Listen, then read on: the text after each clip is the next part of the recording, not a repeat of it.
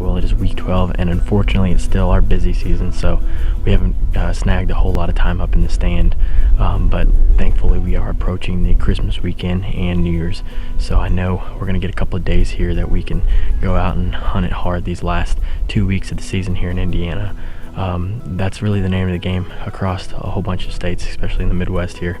We got about 2-3 weeks here before the season's closed up, and we're just very dependent on late season food sources and cold weather, getting those deer up on their feet. We've had a really cold week here. Last week it was about 10-15 degrees, but now we've got like a 46-50 degree days. Today's one of those days, so that's actually starting to get the deer up on their feet a little bit, kind of giving them a break from the really cold temperatures. We actually pulled cards on all of our properties, and we really didn't see any mature bucks up on their feet whatsoever. They're completely vacant from all of our cameras, except for this property. We came in and checked this property, which I really haven't hunted at all, and actually caught one of my mature bucks. He's about a 5.5-year-old. He's had the same rack, and it's not what you expect from a 5.5-year-old rack, but he is a mature deer, so we are going to go in after him. That's what we're doing tonight up in the stand. It's definitely really frustrating during these last 2 weeks to do a card pull like that and not have a whole lot of movement, and you might be in the same boat. And it kind of reminds me for this week and for these next upcoming weeks, the last weeks of deer season, that this is really the I wish period. And what I mean by that is you hear a lot of I wishes from a lot of different hunters, and that's the main reason is a lot of deer hitting the ground right now. Those hunters that prepared, they got their food sources in, they kept the pressure low, and they let the trail cameras do the talking for them, and started patterning bucks on those late season food sources, and they reap their rewards.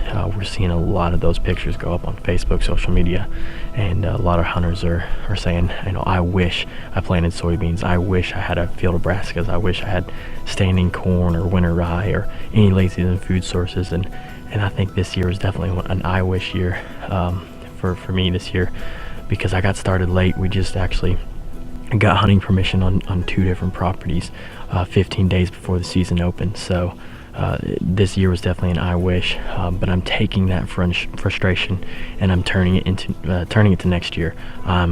I'm currently working on a lot of plans for food plots next year on all the properties that I hunt, including trail camera placement, making sure I have all my cameras in the right spots during different times of the year, dates that I need to change, trail camera locations, dates I need to get food plots in by, where I want to keep my pressure low, where I can go in during the early season, the rut, the late season. So this is definitely that I wish period, and you're probably saying I wish if you are looking for information on killing late season bucks, but take that frustration these last 2 weeks or 3 weeks of the season, whatever you have for your state, and really start applying it to next year.